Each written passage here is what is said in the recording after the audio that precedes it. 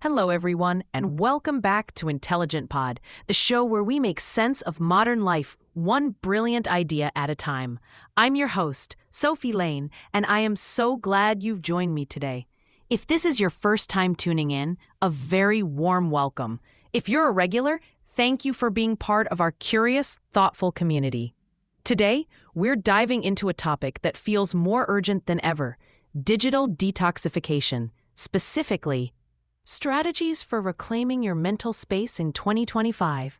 If you've ever felt like your phone has become an extra limb, or like your mind is always on call, this episode is for you. Let's get real. Our world runs on digital fuel: smartphones, constant notifications, endless scrolling, streaming, video calls, work messages, sometimes all at once. In fact, recent studies show that the average adult now spends over 7 hours a day interacting with digital devices. That's more time than most of us spend sleeping. With the rise of AI-driven feeds, immersive AR, and ever-present smart assistants, it can feel almost impossible to disconnect. But here's the thing: our brains weren't designed for this level of non-stop stimulation. That's why today, we're talking about digital detoxification, not just as an Instagram trend, but as a vital practice for preserving our mental health, creativity, and sense of self. So, what does digital detoxification really mean in 2025? It's more than just taking a weekend off your phone. It's about creating intentional boundaries with technology, so you can reclaim your mental space and live a more present, meaningful life. Let's unpack this together. First, I want to paint a picture of what digital overload actually looks like. Maybe you wake up and check your phone before you even get out of bed. Maybe your day is punctuated by notifications, some important, most not. You might find yourself doom scrolling late into the night, even when you want to stop, or feeling jumpy when you're separated from your device. And it's not just you. A 2024 Pew Research survey found that over 60% of adults reported feeling mentally exhausted by the constant demands of digital life. Even more concerning, the World Health Organization has begun recognizing digital fatigue as a contributing factor to stress, anxiety, and even depression. I want to bring in a real-life example here. Last year, a friend of mine, let's call her Maya, decided to try a month-long digital detox. She was feeling burnt out, scattered, and disconnected from herself.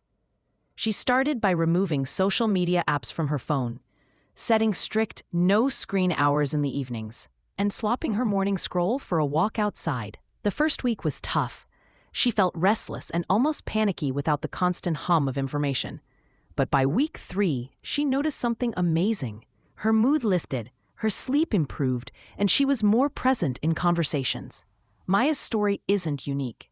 In fact, we're seeing more and more people experiment with digital boundaries and report surprisingly positive results. But let's take a step back and explore why digital detox is so hard and so necessary from a few different perspectives. From a psychological standpoint, our brains are wired to seek novelty. Every ping or alert delivers a tiny dose of dopamine, the reward chemical, reinforcing our urge to check our devices. That's why it feels difficult to put down your phone, even when you know you should. The technology is literally designed to hold your attention. Scientifically, prolonged digital exposure has been linked to increased stress, reduced attention span, and impaired memory. A 2023 study from Stanford University showed that people who took regular tech breaks during the workday reported 30% lower stress levels and higher productivity than those who didn't. And it's not just about productivity. Digital overload can actually shrink the hippocampus, the part of the brain responsible for memory and emotional regulation. According to research published in the journal Nature Neuroscience, culturally, our relationship with technology is complicated. Screens connect us to friends across the globe, enable remote work, and give us instant access to knowledge. But they can also isolate us, feeding comparison, FOMO, and even addiction. In some countries, digital detox retreats have become a booming industry, with people paying thousands for a week of device-free living in nature. In Japan, a growing movement called forest bathing encourages people to unplug and reconnect with the natural world, not just as a luxury, but as a necessity. So how do we strike a balance?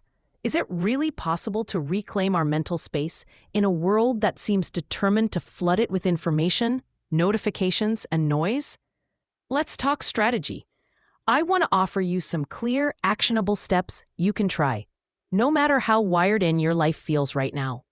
First, conduct a digital audit. For just one day, keep a simple log of when you pick up your phone, what you're doing, and how it makes you feel. You might be surprised to find certain apps or activities drain you more than others. Second, set intentional boundaries.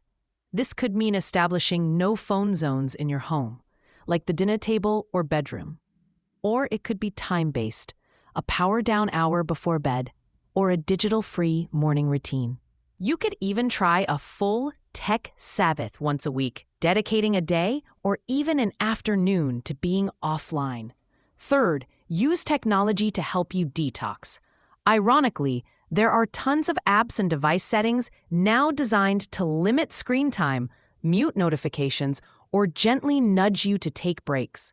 On my own phone, I use focus modes to automatically silence non-essential alerts during work and rest hours. Fourth, replace digital habits with analog ones. If you find yourself reaching for your phone out of boredom, try swapping it with a walk outside, a few minutes of journaling, or even just staring out the window. Give your mind permission to wander. Daydreaming is actually great for creativity and mental health. And finally, be gentle with yourself. A digital detox isn't about perfection. It's about experimenting, noticing what works for you, and making gradual changes. Maybe you start with 10 minutes of screen-free time and build from there. Celebrate small wins. Let's recap what we've covered today. Digital detoxification in 2025 isn't about rejecting technology. It's about reclaiming your mental space, setting boundaries, and making intentional choices. The science is clear. Even small breaks from screens can boost your mood, focus, and sense of well-being. Whether you're motivated by stress, fatigue, or just a desire for more presence in your life, these strategies can help. I want to leave you with a reflective thought. In a world that's always online, the real act of rebellion might just be unplugging, even for a little while. What could you discover about yourself if you gave your mind some space to breathe? Thank you so much for joining me on Intelligent Pod today. If you enjoyed this episode, please leave a review. It helps other curious minds find our show. For detailed show notes, resources, and a summary of today's strategies, visit intelligentpod.com. And if you have thoughts, questions, or your own digital detox story, I'd love to hear from you. Email me anytime at sophie@intelligentpod.com. Until next time, I'm Sophie Lane, wishing you clarity, calm, and a little more room to think. Take care.